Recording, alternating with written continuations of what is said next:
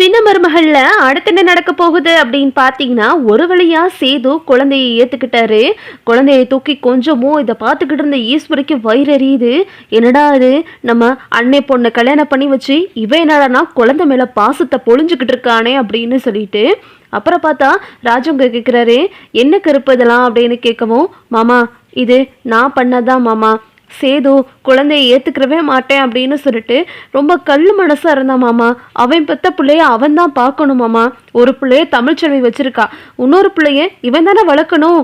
இவன் பெத்த பிள்ளைய யாரும் எதுக்கு மாமா வளர்க்கணும்? மனசுல அம்புட்டு பாசத்தை வச்சிருக்கான். அதுக்காக தான் நான் இப்படி ஒரு நாடகத்தை போட்டு இவனோட மனசுல உள்ள பாசத்தை வெளியே வர்றதுக்காக தான் நான் இப்படி பண்ணேன் அப்படின்னு சொல்லவும், இதை கேட்டுக்கிட்ட இந்த ராஜவங்க வந்து, சரி கருப்பு, ஏதோ நீ பண்ணி கடைசியா அப்பாவும் பிள்ளையும் சேர்த்து வச்சுட்ட அப்படின்னு சொல்லிட்டு இங்க பார்த்தா சாவித்திரி சொல்லவும், இன்னொரு பக்கம் ஈஸ்வரி வந்து, கருப்பு என்ன நினைச்சுக்கிட்டு இருக்க?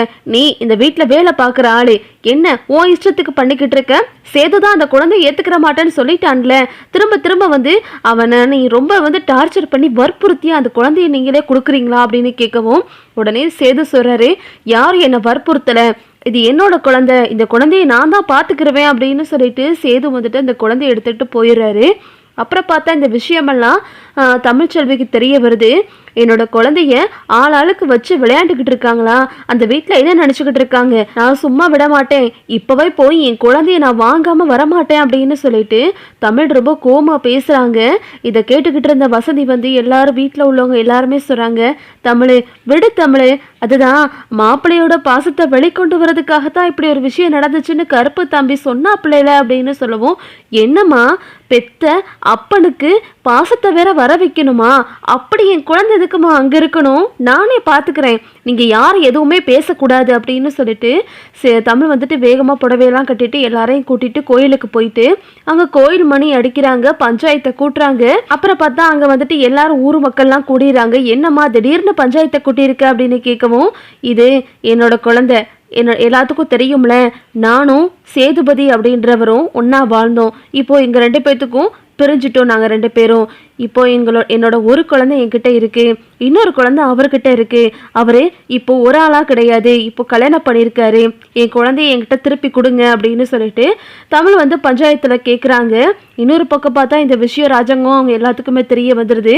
இங்கே எல்லாரும் வந்துடுறாங்க பஞ்சாயத்துக்கு குழந்தைய தூக்கிட்டு. அப்புறம் பார்த்தா தமிழ் சொல்றாங்க, என் குழந்தைய ஒழுங்கா என்கிட்ட திருப்பி கொடுத்துருங்க அப்படின்னு கேட்கவும், என் குழந்தை எதுக்கடி நான் கொடுக்கணும், இது என்னோட குழந்தை, ஏன் ரத்தம், எதுக்கு நான் உங்ககிட்ட கொடுக்கணும், நான் தான் வளர்ப்பேன் அப்படின்னு சொல்லிட்டு சேது ஒரு பக்கம் சொல்ல, எங்கிட்ட பார்த்தா இந்த சித்ரா வந்து, அம்மா என்னம்மா இவன் வேற புரிஞ்சுக்கிறாம பேசுறான், அதுதான் அவதான் குழந்தைய கேட்கிறாள, கொடுத்து தொலைய வேண்டியதானே அப்படின்னு சொல்லிட்டு எங்கிட்ட பார்த்தா சித்ரா சொல்லவும், அதாண்டி எனக்கும் புரியல, இந்த இடத்துல நம்ம என்ன பேசுறதுனே தெரியல அப்படின்னு சொல்லிட்டு எங்கிட்ட ஈஸ்வரி முழிச்சுக்கிட்டு நிற்கிது. சேது அதுதான் சின்னம்மா, இதுல யாரும் தலையிட வேணாம் அப்படின்னு சொல்லிட்டு சேது சத்தம் போடுறாரு. உடனே ஈஸ்வரி வந்து கப்பு சுப்பு நாப்பாயிருது.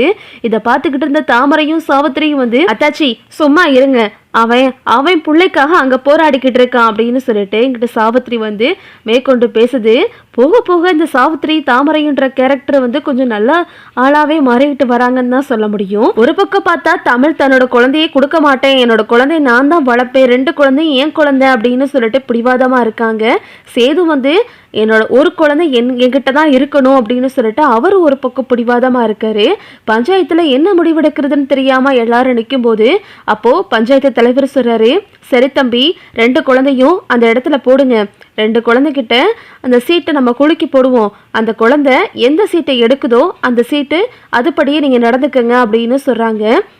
சரின்னு சொல்லிட்டு ரெண்டு பேரும் அந்த குழந்தைய அங்க போறாங்க. இங்கிட்ட பார்த்தா நம்ம ஐஸ்வர்யா வந்துட்டு, மாமா அதுதான் தமிழ்ச்செல்வி தான் குழந்தைய வளர்க்குறதா சொல்கிறாளா மாமா, எதுக்கு அவங்க அம்மா கிட்ட இருக்கிறதான குழந்தைக்கும் சேஃபு, இப்போ குழந்தையும் தாய்ப்பால் குடிக்கணும், நம்ம எதுக்கு மாமா அதெல்லாம் வளர்த்துக்கிட்டு நம்மளோட லைஃப்பை பார்ப்போம் மாமா அப்படின்னு சொல்லிட்டு இங்கிட்ட ஐஸ்வர்யா சொல்லவும், அதே இடத்துல சேது வந்துட்டு கோமா வந்துட்டு ஐஸ்வர்யாவை அடிக்க போயிடாரு. உனக்கு அவ்வளோதான் மரியாதை, உன்னோட லிமிட்டுக்குள்ளே நீ இருந்துக்க, இதுக்கு மேலே என் விஷயத்தில் தலையிடாத, இது எனக்கும் என் குழந்தைக்குமான விஷயம், உனக்கு இதெல்லாம் தேவையில்லை அப்படின்னு சொல்லிட்டு சேது அந்த இடத்துல அடிக்க போயிடுறாரு. உடனே ஈஸ்வரி வந்து, அப்பாப்பா சேது சும்மா இருப்பா அப்படின்னு சொல்லிக்கிட்டு இருக்காங்க. அப்புறம் பார்த்தா அங்கிட்ட சீட்டை எடுத்து போடுறாங்க. குழந்தை வந்து சீட்டை எடுக்க சொல்லும்போது அந்த குழந்தை கரெக்டாக வந்து அப்பா கூட இருக்கணும் அப்படின்ற சீட்டை எடுத்துருது. இதை பார்த்துட்டு சேதுவுக்கு ரொம்ப சந்தோஷமாகிறது. உடனே வந்து சேது சொல்கிறாரு, பஞ்சாயத்தில் என் மவனை முடிவெடுத்துட்டான்ல, என் கூட தான் இருக்கணும் அப்படின்னு சொல்லிட்டு அப்படின்னு சேது ஒரு பக்கம் வந்துட்டு ரொம்ப சந்தோஷப்படுறாரு. இங்கிட்டு தமிழ் சொல்கிறாங்க, இதெல்லாம் வந்து நான் ஏற்றுக்கிற மாட்டேன், இந்த குழந்தை வந்து என்கிட்ட தான் இருக்கணும் அப்படின்னு சொல்லவும், அதான் பஞ்சாயத்தில் முடிவு பண்ணியாச்சுலம்மா, இதுக்கெல்லாம் ஒத்துக்கிட்டு தானே வந்தேன், ஒரு குழந்தை உன்கிட்டையும் ஒரு குழந்தை அவங்கக்கிட்டையும் இருக்கட்டும் அப்படின்னு சொல்லிட்டு பஞ்சாயத்தில் முடிவாகிறது. இதுதான் அடுத்தடுத்து நடக்க போகுது. ஓகே வியூவர்ஸ், இதை பற்றி நீங்கள் என்ன நினைக்கிறீங்க அப்படின்னு சொல்லிட்டு உங்களுடைய கருத்துக்களை கமெண்ட்ல தருவீங்க.